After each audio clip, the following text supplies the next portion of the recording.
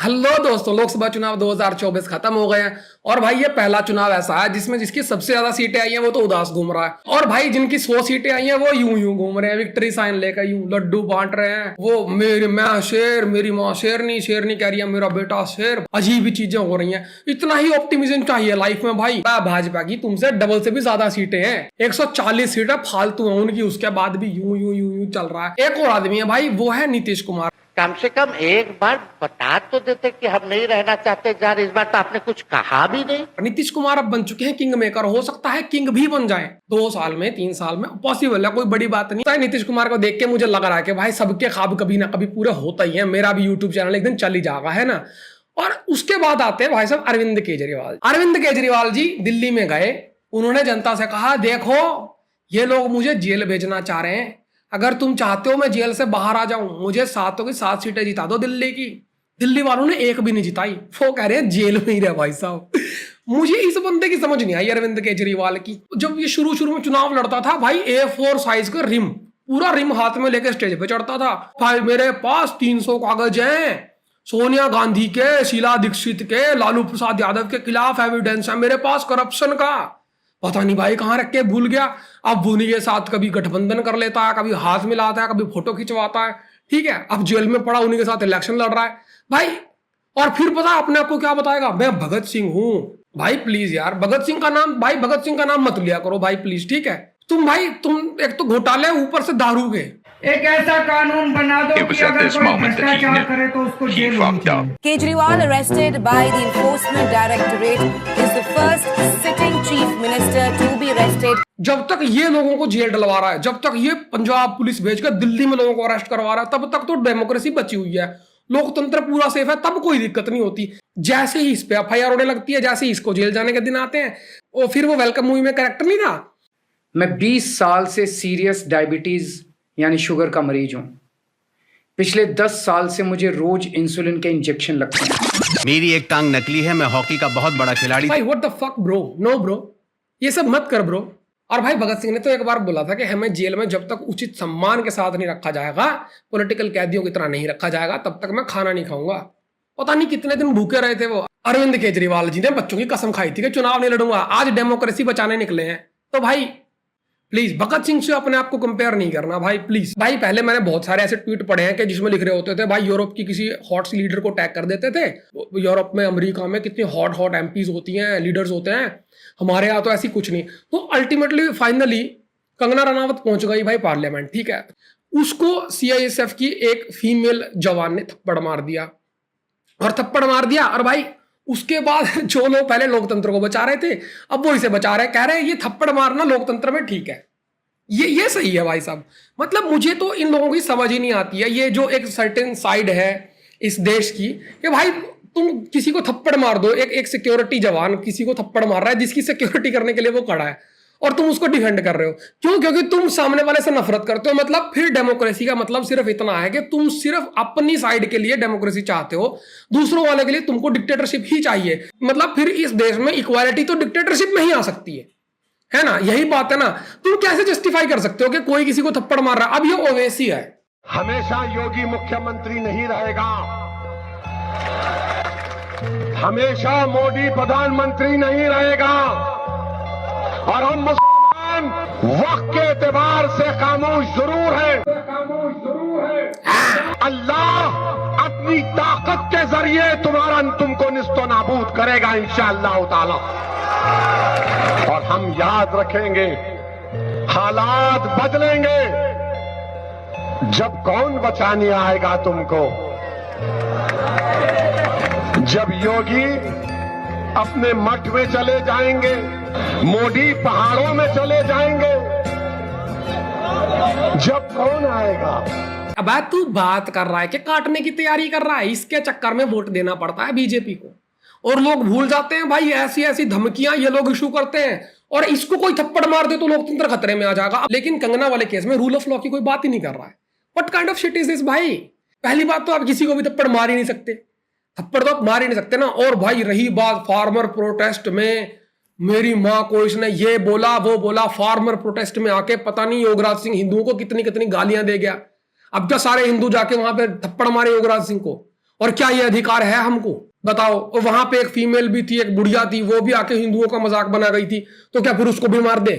तो ये जो बात है ना भाई, फ्रीडम ऑफ स्पीच का, अगर फ्रीडम ऑफ स्पीच है, जो कि एक वेस्टर्न कॉन्सेप्ट तुमने उठा के लाया है, तो वेस्टर्न कंट्रीज में वो कैसे चल रहा है, उसके कैसे फॉलो किया जाता है, वो भी देख लो। फ्रीडम ऑफ स्पीच का बेसिक फंडा ही यही है कि भाई तुमको लोगों को ऑफेंड करने का राइट होना चाहिए। You have the right to offend other people. तुम बोल सकते हो जो तुम्हारे मन में आता है। अब मैं कुछ बोलूं और तुम मुझे रैप्टा मारो, या तुम कुछ बोलो मैं तुम्हें रैप्टा मारूं, फिर भाई इससे अच्छा तो हम बोलना ही बंद कर दें, है ना? फिर तो लोग ऑटोमेटिकली बोलना बंद कर देंगे ना। तो तुम ये चाहते हो कि एक साइड के लोग तो जब बोले तो उन्हें तुम रैप्टे मारो, और जब तुम बोलो तो तुम्हारा स्वागत करा जाए, आओ फ्रीडम ऑफ स्पीच के देवता, आओ यहाँ पैर रखो, तुमने क्या कह दिया, वाह ऐसे वैसे। What kind of shit is this यार? दिस इज अपसेट यार, ये बंद करो, ठीक है? और ये ओवैसी को भी अंदर बंद करो, ये बहुत काटता है। नेस्तो नाबूद कर दो, किसे नाश्ता नाबूद कर देगा? हम तो पहले ही नेस्तो नाबूद हैं। और अब बात करते हैं बीजेपी के जो नंबर्स नीचे आए। बहुत सारे लोग एनालाइज कर रहे हैं बीजेपी की डिफीट को, बीजेपी की जो सीटें घटी हैं, ऐसा हुआ वैसा हुआ। लेकिन जो कॉन्क्रीट चीजें, जो असली चीजें है ना, जो ऑन द ग्राउंड आप उस स्टेट के लोगों से जाके अगर पूछोगे जहां पे बीजेपी की डिफीट हुई है, यूपी, राजस्थान में, हरियाणा में भी बीजेपी की 10 सीटें थी पिछली बार, अब 5 आई हैं। तो आप अगर लोगों से जाके पूछोगे ना भाई कि सच्चाई में हुआ क्या है, तो आपको समझ आएगा कि बीजेपी की जो लीडरशिप थी वो अपने ज्यादातर काम ब्यूरोक्रेसी के थ्रू करती थी। उन्होंने अपने छोटे लीडरशिप को, यानी जो सीएम मिनिस्टर्स हैं, उनको बोल रखा था एमएलए के काम नहीं करने हैं, कार्यकर्ता के तो भूल ही जाओ। एमएलए को तो जो उसकी पावर्स थी, कॉन्ट्रैक्ट देना, ये वो एक्सट्रैक्ट कर ही रहे थे, उससे अपना धन संपत्ति जो कर रहे थे वो कर रहे थे। लेकिन भाई कार्यकर्ता का काम नहीं होता था बीजेपी में। बहुत रेयर, कोई बहुत ही जिसकी जीभ पीली हो चुकी है, जो बहुत चाटना जानता है, वो करवा गया तो करवा गया। यूजुअली बीजेपी के कार्यकर्ता की सिर्फ इतनी इज्जत थी कि भाई ये सनातनी और संघी है, बस वो अपने आप की छाती जरूर पीट लेता था। बीजेपी के लीडर्स भाई टिकट ऐसे बांट देते थे, यहां तुमने ग्राउंड पे तुम्हारे कोई लीडर है, बीजेपी का है, संघी है, सनातनी है, उसको टिकट नहीं देंगे, अपना उठा के एक बंदा ड्रॉप कर देंगे, भाई इसको जितवाओ, भाई ये हमारा कैंडिडेट है, ये हमने ये डिसाइड करा है। उससे लोग नफरत करते हैं। और दूसरी बात भाई, जो ग्राउंड पे काम कर रहा है उसके प्रति सिंपैथी भी होती है, तो फिर वो लोग जो है ना वो वोट कट जाते हैं, ठीक है? और उससे भी ज्यादा इंपॉर्टेंट चीजें, आपने जाटों को, राजपूतों को पूरी तरह अपने खिलाफ कर लिया। किस लिए भाई? राजपूतों की इतनी सारी सभा हुई, आपने अपना एक आप लीडरशिप भेज देते अपनी बात करने के लिए राजपूतों को, जो मनाती समझाती कि भाई ऐसा नहीं है। आपका कोर वोटर था, प्रचारक था, जो सड़क पे जा जाके छाती ठोक के बीजेपी की बात करता था, आपने उसको कर दिया दरकिनार। आपने उसको कहा कि तू चल भाई, क्या मतलब है यार? और मुझे एक बात समझ नहीं आई, आपने हरियाणा में आपने जाटों से पावर छीन ली, कोई बात नहीं, अब पावर छीन लिया, अब अपना काम करो। आप जाटों को कॉर्नर करने में क्यों लगे हुए हो? आप जानबूझ के जाटों के खिलाफ कभी ये करवा दो, कभी वो करवा दो, किस लिए भाई? वो इस देश का हिस्सा नहीं है क्या? वो इस देश का वोटर नहीं है क्या भाई? 10 की 10 सीटें दी हैं 2019 के चुनाव में आपको, और मैं जाट भी नहीं हूं, मैं राजपूत भी नहीं हूं, लेकिन मैंने ऑन ग्राउंड ये चीजें देखी हैं यार। आप वो कॉर्नर क्यों कर रहे हो कास्ट को? किस लिए? सिर्फ इसलिए ताकि आप उनके खिलाफ लोगों को मोबिलाइज करके वोट बना सको। अब जिनको आप मोबिलाइज करना चाहते थे वो मोबिलाइज भी नहीं हुए, और जो आपके थे वो भी चले गए। इसलिए भाई, आप जब हिंदुत्व को लेके चल रहे हो, आप हिंदुत्व की बात करते हो, फिर आप कास्ट में क्यों उतर रहे हो? कांग्रेस का कास्टिज्म बुरा है, आपका कास्टिज्म अच्छा है, ये कौन सा लॉजिक? और कास्ट को ज्यादा बढ़ावा मत दो भाई। जैसे वो हिंदुत्व के फोटे पे आपको नहीं हरा सकते ना, कास्ट पे आप उनको नहीं हरा सकते। समझ लो इस बात को। हर जगह मैं ही टाइगर, मैं ही शेर, मैं सबको खा जाऊंगा, ऐसा नहीं होता भाई। और इसके बाद अगर कुछ बात करी जाए तो वो है आईटी सेल। भाई बीजेपी का आईटी सेल, इतने पागल लोग हैं भाई।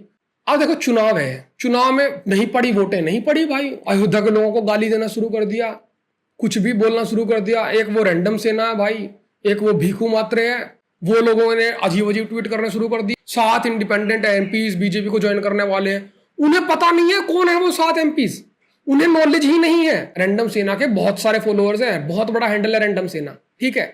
वो बंदा बोल रहा है कि 7 एमपीज ज्वाइन करने वाले हैं बीजेपी को, उनमें से 2 अमृतपाल सिंह है, एक सरबजीत सिंह खालसा है, वो बीजेपी को ज्वाइन करने वाले हैं, जिनको बीजेपी ने जेल डाला है। तुमको ये मैसेज फॉरवर्ड करता है? और कौन, क्या चल रहा है भाई तुम्हारा? कहाँ का ये कौन सा आईटी सेल है? वो आईटी सेल के वो होते हैं ब्लू टिक वाले हैंडल, खुद की फोटो नहीं होती, डिस्प्ले पे हिंदुओं को गाली दे रहे हैं, अयोध्या का हिंदू नकली निकला, हम अयोध्या नहीं जाएंगे। मत जा भाई, ये मत किया करो भाई। चुनाव के लिए तुम एक कम्युनिटी को, एक पूरे एरिया को एंटागनाइज करना शुरू कर देते हो, और तुम्हारा नुकसान तो होगा नहीं, तुम्हारी तो फोटो भी नहीं देखी किसी ने, नुकसान तो उसी पार्टी का होगा ना। तुम जिसके नाम पे तुमने ये सब्सक्राइबर्स फॉलोअर्स गैदर करें। आइडियोलॉजी तो तुम लोगों की 2013 से पहले 14 से पहले लगभग सबकी अलग थी। आधे इनमें से हिंदुइज्म को गाली देने वाले थे, आधे इनमें से बीफ ईटर थे, आधे इनमें से महाकाल को गाली देने वाले थे। वो बाद में अचानक पता नहीं पावर चेंज हुई, साथ ही साथ इनका एक मतलब होता है। मैं नहीं कह रहा कि लोग इवॉल्व नहीं होते, लोग इवॉल्व होते हैं कि भाई एक आदमी लिबरल है, धीरे धीरे उसको कुछ पॉलिसीज का पता चलेगा कि यार ये पॉलिसी गलत है, ये पॉलिसी गलत है, तो वो थोड़ा न्यूट्रल हो जाएगा। फिर उसे कुछ चीज़ें और एहसास होंगी, फिर वो संगी हो जाएगा।